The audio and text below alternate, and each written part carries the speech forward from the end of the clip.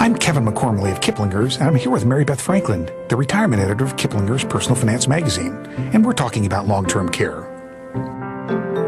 Mary Beth, what is this place? A resort of some kind? No, actually, it's an active adult community for residents 55 and older. In fact, it's one of the hottest trends in retirement living. But we're here to talk about long-term care. Should we be at a nursing home? No, this is the perfect place to start because when you're young and healthy and active is the time to think about long-term care and, more importantly, to think about how to pay for it. Let's go inside and figure this out.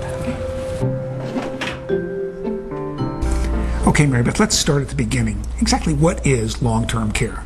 It's really any care you receive continuously for an extended period of time. That could be a few months or even a few years. But what kind of care? Simple things, really. As people age or if they become ill, sometimes they need help with everyday tasks like getting dressed, bathing, going to the bathroom. Or somebody with dementia, like Alzheimer's, might need constant supervision. Well, where do you get this care?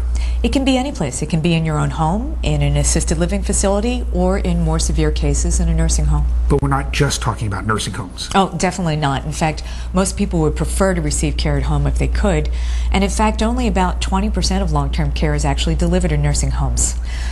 Let me tell you about a couple, John and Kathy Dickman. Both of their parents were receiving care at home.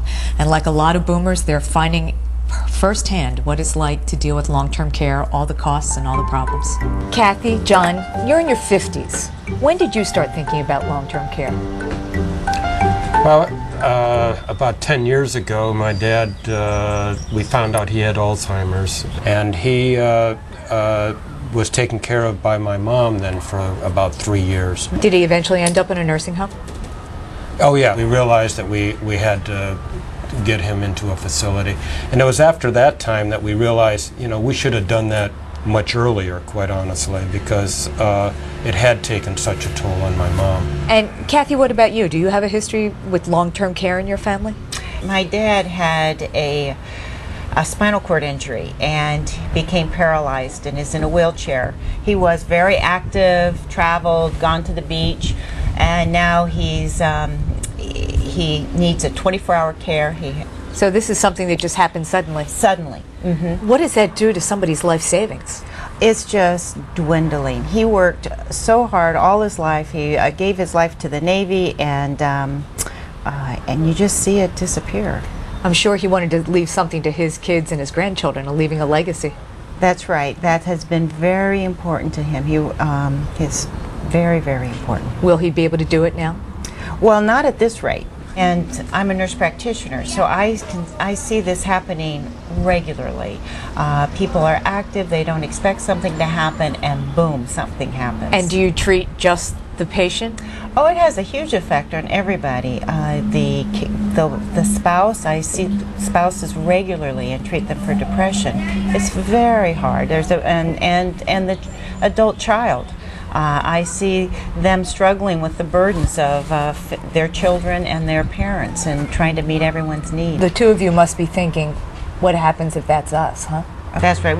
We don't want to be a burden on our children or each other.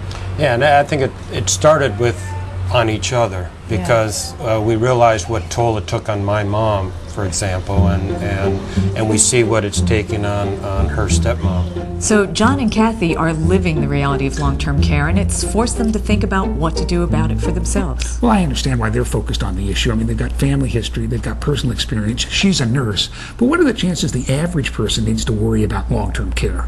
Pretty significant, really. About 60% of people 65 or older will require some sort of long-term care at some point in their life. So this is an issue for the elderly?